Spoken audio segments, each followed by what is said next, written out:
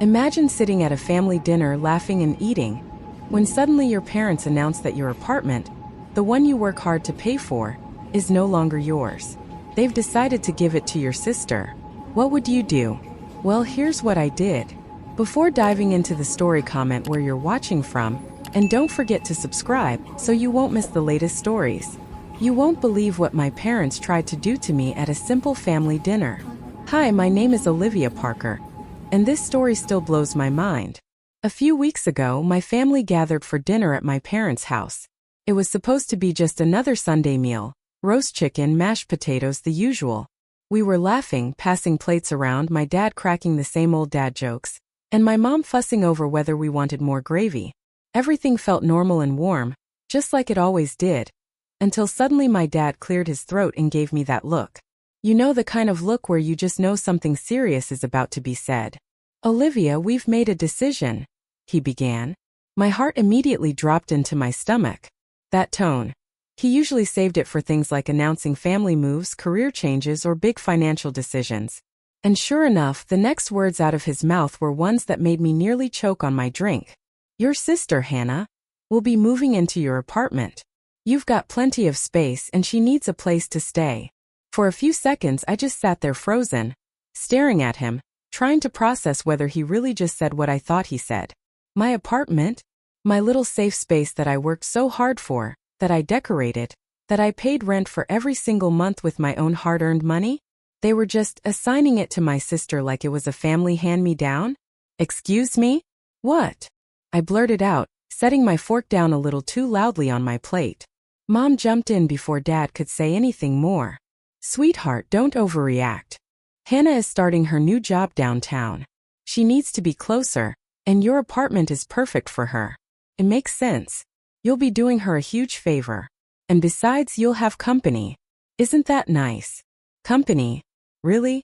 Like I had been sitting there, praying for a roommate, wishing someone would invade my personal space and throw my routines upside down? Meanwhile, Hannah was sitting there across the table, smirking like she had just been crowned princess of the kingdom, and I was supposed to kneel and hand over my crown jewels. She didn't even look guilty. In fact, she had the nerve to twirl her fork like she had been expecting this decision all along. I looked at her.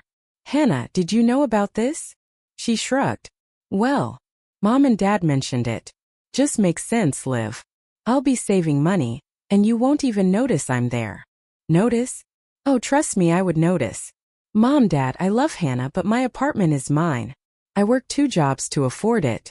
I pay for every single bill. You can't just treat it like it's some kind of family storage unit, I said, my voice shaking between anger and disbelief. But instead of listening, they started lecturing me about family responsibility, about how we need to help each other out, and how I was being selfish for not immediately agreeing. I wanted to scream. It wasn't about being selfish. It was about boundaries, about respect, about them treating me like an adult who actually earned her independence instead of some child they could order around. I left that dinner furious, my appetite gone. The rest of the night, all I could think about was how unfair it was.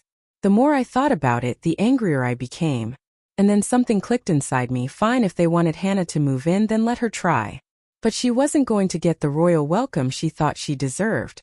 A few days later, Hannah texted me. No asking, no politeness, just a statement. Hey, I'll be coming by Friday to move in. Don't worry, I'll bring some stuff. I laughed out loud when I read it. She really thought she owned the place already. She thought I was just going to roll over and let it happen. Well, she had another thing coming. I decided to teach her, and my parents, a lesson they would never forget. My neighbor, Mr. Green, is this sweet older man who lives across the hall. He's in his 70s, kind of a grandfatherly figure in the building. He always has cookies, always chats about the weather, and he knows pretty much everyone. I told him what was going on and he chuckled. Don't worry, Olivia, he said. I'll keep an eye on things for you. So on Friday, when Hannah showed up with her bags, I wasn't home. But Mr. Green was. I later found out exactly how it went. Hannah marched up to my door, dragging her suitcases behind her, probably expecting to see me with open arms. Instead, she found Mr. Green standing there with his plate of cookies. Oh, hello, young lady, he greeted. You must be Olivia's sister. Are you here for her apartment? Hannah, confused but still smug, said, "Yes, I'm moving in today." That's when Mr. Green smiled and said, "Oh no, I don't think so. Olivia told me someone might try to get into her place without permission, and I promised her I'd make sure her apartment stays hers." Apparently, Hannah's face turned bright red. She tried to argue, saying it was her parents' decision, that she had every right. But Mr. Green, bless him, stood his ground. "Young lady, unless Olivia herself invites you in, you have no business being here." Hannah ended up storming off, dragging her bags down the hall, and blowing up my phone with angry texts. "How could you do this to me?" she wrote in all caps. I just smiled and let her stew. Later that night, my parents called me, their voices sharp and disappointed.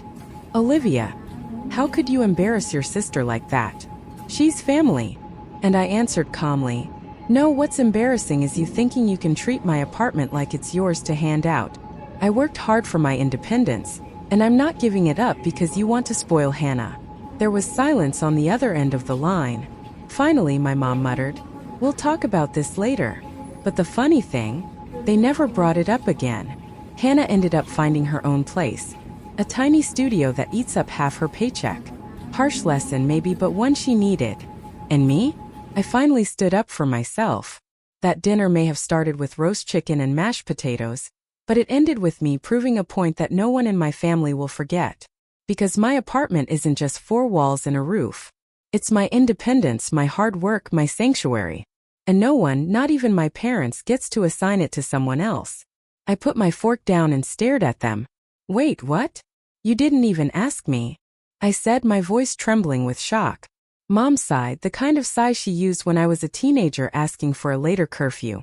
That sigh that carried disappointment, judgment, and pressure all at once. "Sweetheart, Hannah is starting her new job downtown. It makes sense. She'll save money and you'll have company. You should be glad to help your sister." Glad? Really? I was supposed to be glad that my hard-earned independence was about to be snatched away without my permission? And there was Hannah, sitting across the table like royalty, smirking, twirling her fork as if she was a spoiled princess waiting for her crown to be placed on her head. She didn't even ask me directly. She just assumed I'd agree, like it was already a done deal. "Mom, Dad, I love Hannah, but my apartment is my safe space. I pay the bills, I decorate it, I live there. You can't just hand it over like it's community property." But of course they didn't get it. They never did when it came to Hannah. My parents exchanged this knowing look, the one that always meant, "Here we go again, Olivia being difficult." Then, instead of respecting me, they launched into a lecture about family responsibility and sharing. It didn't feel like a conversation anymore. It felt like a courtroom, and I was already found guilty of being selfish. No one cared how I felt, no one cared about my boundaries. All they saw was Hannah's convenience, and I was expected to sacrifice everything for it. I sat there, heat rushing to my face, my appetite gone. The chicken on my plate went cold as their voices droned on. I could hardly hear the words anymore because inside my thoughts were louder. Why is it always me? Why do they always treat Hannah like the fragile one who needs rescuing, and me like the one who must bend and adjust? I pushed my chair back and stood up.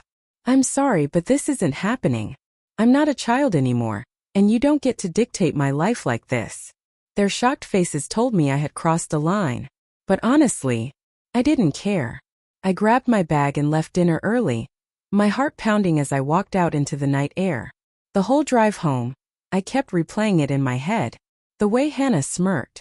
The way my mom's voice dripped with guilt-tripping sweetness. The way my dad acted like my apartment was a family asset instead of something I worked 2 jobs to afford. The more I thought about it, the angrier I got.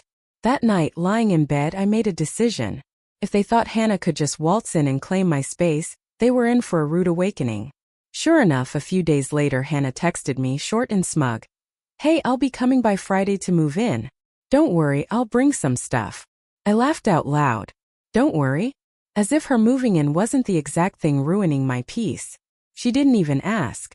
She just declared it, like she was the queen and I was her servant preparing her chambers. That's when I came up with a little plan.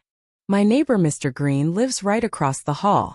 He's in his 70s, the sweetest old man you'll ever meet, always baking cookies and greeting everyone with a smile. I told him everything. how my parents tried to hand over my apartment, how Hannah thought she could just show up and claim it. He listened, chuckled, and patted my hand. "Don't you worry, Olivia. I'll keep an eye on things for you." So on Friday, I made sure I wasn't home when Hannah arrived. Instead, I left my apartment locked up tight, and Mr. Green ready to intercept her. Later, when I checked my phone, the angry texts started pouring in. "What is this? Who is this old man? He said I can't move in." I smiled to myself. Mission accomplished. Apparently, Hannah had shown up with her bags, expecting me to greet her. Instead, she found Mr. Green standing there, holding his plate of cookies. He had said something like, "Oh, hello, young lady. Olivia told me someone might try to move in without her permission, and I promised I'd make sure this apartment stays hers." She had tried to argue, tried to pull the "my parents said" card, but Mr. Green wasn't buying it. He told her kindly but firmly that without my approval, she had no right to be there. In the end, she stormed off, dragging her bags behind her, furious that her little plan had been ruined. That night the phone calls came. My mom's voice was sharp, my dad's tone heavy with disappointment. "Olivia, how could you embarrass your sister like that? She's family." And I answered calmly, for the first time in my life refusing to back down. "No, what's embarrassing is you thinking you can treat my apartment like it belongs to you. I pay for it. I live there. I worked hard for my independence, and I won't give it up because you want to spoil Hannah." There was a pause. For the first time, they didn't seem to know what to say. Finally, my mom muttered, "We'll talk about this later." But they never brought it up again.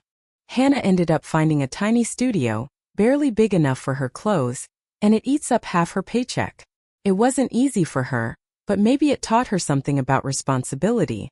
As for me, I felt stronger than ever. For the first time, I had drawn a line, stood firm, and refused to let anyone cross it. My apartment wasn't just a place to live. It was my freedom, my independence, my reward for all the hours I worked. And no one, not my sister, not my parents, not anyone, had the right to take that from me. That dinner may have started with roast chicken and mashed potatoes, but it ended with me proving something far more important. I'm not a doormat. I'm Olivia Parker, and my life is mine to live, not theirs to assign. I left dinner furious. My apartment wasn't some hotel they could assign people to. The more I thought about it, the angrier I became. All week, the words echoed in my head. "Hannah will be moving into your apartment." Like my parents had the authority to dictate where my sister lived, and more importantly, where I had to share my personal space. I worked 2 jobs, late nights, weekends, scraping every dollar together just so I could afford my own little haven. And now they thought they could swoop in and hand it over like it was community property. The more I replayed that dinner, the more Hannah's smug face burned in my mind. The way she twirled her fork like she was just waiting for me to bow down and hand her the keys. She hadn't even asked me herself. "No, Liv, would you mind if—" Nothing. Just this quiet arrogance like it was already hers. So I decided fine. If they wanted Hannah to move in, then let her try. But she wasn't going to get the warm welcome she expected. A few days later, Hannah texted me. The audacity of her message almost made me laugh. "Hey, I'll be coming by on Friday to move in. Don't worry, I'll bring some stuff." That was it. No please, no can we talk. Just a statement. As if she was some kind of landlord making an announcement, and I was the tenant being informed of new arrangements. I laughed out loud, shaking my head. She really thought she owned the place already. But instead of replying, instead of getting into another argument, I came up with a little plan. "Now here's something you need to know. Across the hall from me lives Mr. Green. He's in his 70s, a retired teacher. And honestly the sweetest neighbor you could ever ask for. He always greets people with a smile, always has a plate of cookies for the kids in the building, and he knows everything that goes on in the complex. If anyone was going to help me with this, it was him." So that Thursday evening I knocked on his door. When he opened it, the smell of freshly baked chocolate chip cookies filled the hall. He smiled warmly. "Olivia, come in, come in. I just made a new batch." I stepped inside, sat at his little round kitchen table, and explained everything. How my parents had decided Hannah was moving in, how she had texted me like it was already a done deal, and how I needed to stop her without causing a huge blow-up at my apartment door. Mr. Green chuckled, shaking his head. "Ah, families. always thinking they know what's best for you. So what exactly do you want me to do? I leaned closer, lowering my voice even though it was just the two of us. If someone tries to get into my apartment on Friday while I'm gone, can you, I don't know, step in? Maybe open the door and let them know they don't belong there. His eyebrows rose and then he laughed, the kind of laugh that shakes the room. You want me to play gatekeeper? Exactly, I said, grinning. He patted my hand. Sounds interesting, Olivia. Consider it done. That night, for the first time all week, I went to bed smiling. Friday came faster than I expected. I got up early, tidied the apartment, and made sure all my valuables and personal things were put away.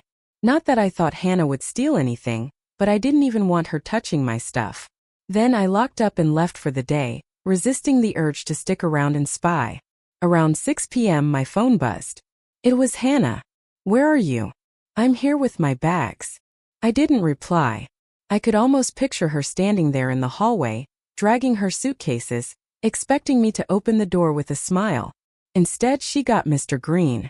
Later, when I came back home, he told me the whole story, and honestly, I wished I had been there to see it myself. Apparently, she knocked on my door first. When no one answered, she started calling me non-stop. That's when Mr. Green stepped out, holding his plate of cookies like he always does. Oh, hello there, he said kindly. You must be Olivia's sister. Hannah, clearly flustered but still trying to act confident, replied, Yes, I'm here to move in. Mr. Green nodded slowly, then said, Ah, yes. Olivia mentioned something about that. But she also told me very clearly that this apartment is hers, and no one has the right to enter unless she allows it. He told me later that Hannah's face turned red almost instantly. She tried to argue, saying, My parents said I could. It's fine. But Mr. Green just smiled and shook his head. Young lady, I don't care what your parents said. Olivia pays for this place, and if she didn't invite you, then you have no business barging in. She apparently tried to push past him, but for an old man, he's surprisingly strong-willed. He stood firm, didn't let her through, and in the end, she had no choice but to drag her bags back down the hallway, texting me in rage. My phone lit up with angry messages. How could you do this? Who was that old man? This is so embarrassing. I didn't even bother replying. When I finally got home later that night, I found Mr. Green waiting with another plate of cookies. He winked and said, Mission accomplished. I thanked him 100 times, laughing until my stomach hurt. It felt good. Not just that Hannah had been stopped, but that for once I hadn't let my family bulldoze me. Of course, my parents called later, furious. Olivia, how could you embarrass your sister like that? She's family. But this time I didn't shrink or apologize. I said, No, what's embarrassing is you thinking you can hand over my apartment like it's yours. I worked hard for this. It's mine, and no one gets to move in without my permission. There was silence on the line, and for once they had no comeback. Hannah eventually found a tiny studio of her own, and it eats up half her paycheck. Maybe now she'll appreciate what it takes to live independently. As for me, I learned that setting boundaries isn't cruel. It's necessary. My apartment is more than 4 walls. It's my independence, my peace, my life. And no one, not even my family, gets to take that away. Friday evening, I got a text from Hannah. I'm here. Where are you? I didn't reply. Instead, I leaned back on the cafe chair where I was sitting with my laptop and let a smile creep across my face. I could already imagine the scene unfolding exactly the way I planned it. Hannah, with her glossy suitcase wheels rattling against the floor, probably strutted up to my door like she already owned the place.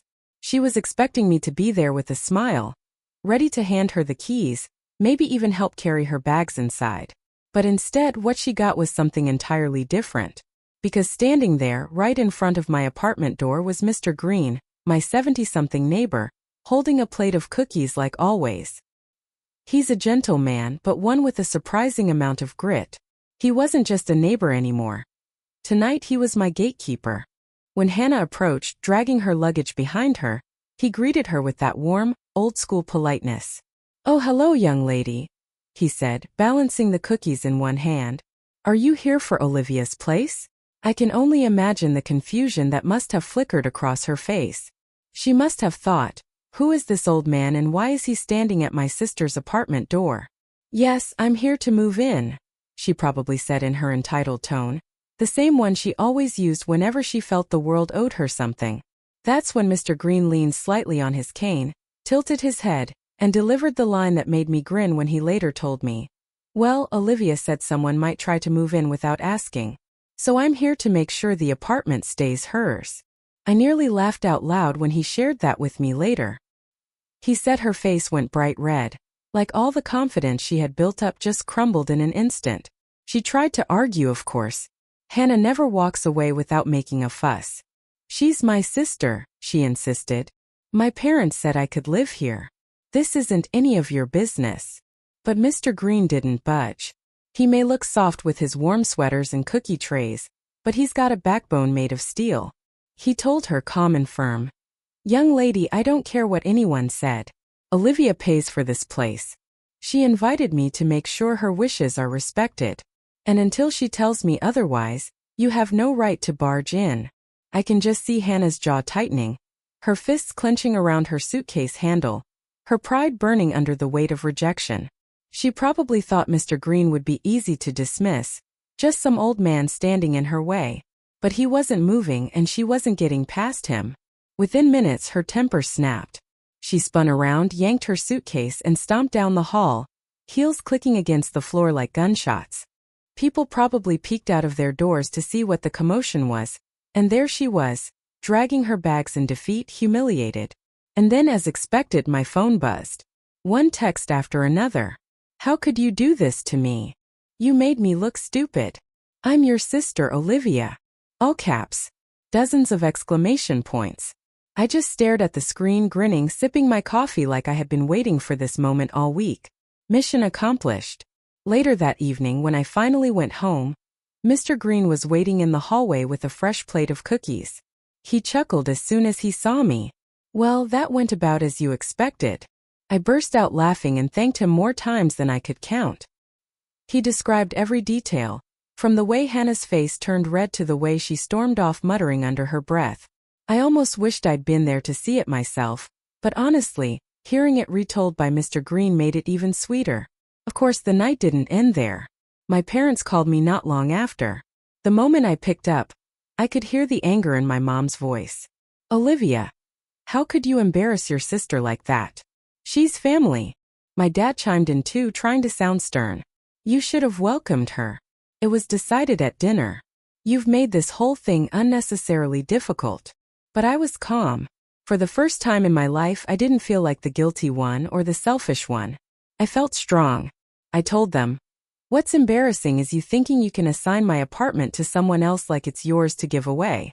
I worked hard for that place. I pay for every bill.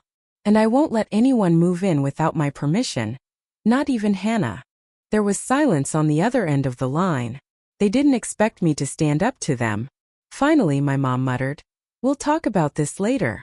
But the funny thing is, they never brought it up again. Hannah eventually found a tiny studio on the other side of town. It's cramped and ridiculously expensive for what it is, but at least it's hers. Maybe now she understands what independence really costs. Maybe she'll finally realize that having your own place isn't just about convenience. It's about sacrifice, effort, and pride. As for me, I slept like a baby that night. For the first time, I felt like I had truly drawn a line my family couldn't cross. My apartment wasn't just walls and furniture. It was my freedom, my sanctuary, the result of every late night and every hard day's work. And no one, not my parents, not my sister, not anyone, was going to take that away from me. So when I think back to that Friday night, to Hannah standing there fuming while Mr. Green defended my door, I can't help but smile. Because that was the night I realized something powerful. Protecting your boundaries isn't cruel. It's necessary. And sometimes, you need a plate of cookies and a stubborn old neighbor to remind everyone that your life is yours to control. That night, my phone lit up with a call from my parents. I already knew what was coming.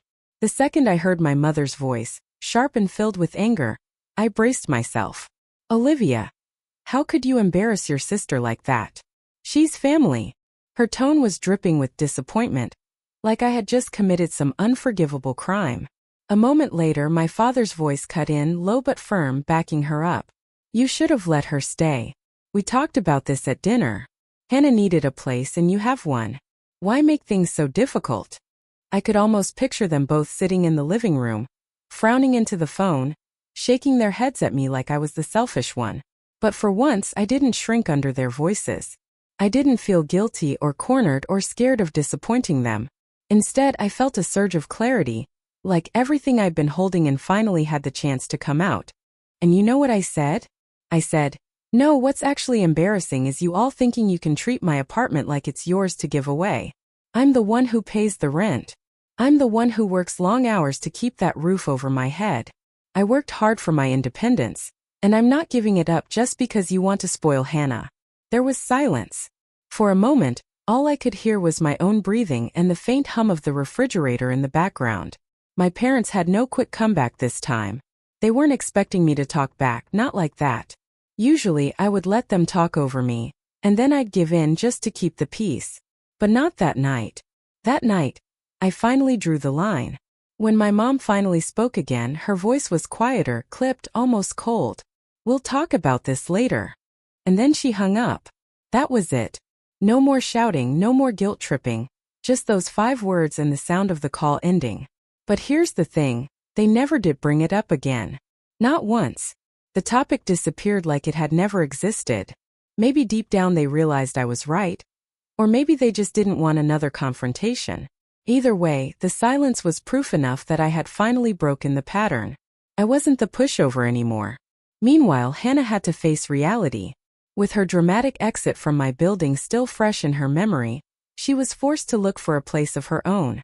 And what she found wasn't the cozy, rent-free apartment she thought she could take from me. No, she ended up in a tiny studio across town. One so small that when you walked in, the bed nearly touched the kitchenette. The rent was high, eating up almost half her paycheck, but that was the only option she could afford on her own. I heard about it through the family grapevine, of course. Apparently, she complained endlessly about how cramped it was, how she could barely stretch her legs without bumping into something, how she couldn't even invite friends over without it feeling like a closet. But secretly, I hoped the lesson was sinking in. Maybe now she understood that independence isn't something that just falls into your lap because your parents say so. Independence costs. It costs money, effort, and sacrifice. It means long days, tight budgets, and sometimes eating instant noodles at the end of the month just to make rent. It's not glamorous, but it's yours. And until she experienced that herself, she'd never respect it. As for me, I felt free. Truly free. For the first time, I wasn't just living in my own apartment. I was standing up for it, protecting it, claiming it as mine. My space, my rules, my boundaries. It wasn't just about 4 walls and a roof. It was about everything that apartment represented. My hard work, my choices, my independence. That night, lying in bed, I felt lighter than I had in years. I realized something important. My family had always expected me to bend, to adjust, to give in whenever it made life easier for them. They dressed it up as family duty, or helping out. But in reality, it was about control. They assumed that because I was the responsible one, the dependable one, I would always sacrifice my comfort for theirs. And for so long I had played that role without questioning it. But not anymore. That family dinner, the one where they casually announced that Hannah could move into my apartment, was the turning point. I can still see it so clearly. The table covered in dishes, everyone laughing, and then suddenly my mom saying, "Oh, by the way, Hannah will stay with you for a while. She needs the space." Just like that, like I was invisible, like my opinion didn't matter. And I remember the way Hannah smirked, already assuming it was a done deal. That moment burned into me. It was the moment I knew I had to fight back, because if I didn't, I would lose more than just my apartment. I'd lose myself. So when I think about everything that happened, Hannah's angry texts in all caps, my parents' furious phone call, the silence that followed, I don't feel regret. I feel proud. Because I finally stood up and said no. I finally protected the life I've built. And that's why I'll never forget that family dinner. The night they tried to hand over my apartment like it was nothing. And the night I proved, once and for all, that I'm not someone they can push around. My apartment is mine. My independence is mine. And my life? My rules. Always. Backhand index pointing right if you enjoyed this story. Don't forget to hit the like button, subscribe for more powerful stories, and ring the bell so you never miss an update. Your support means the world to me.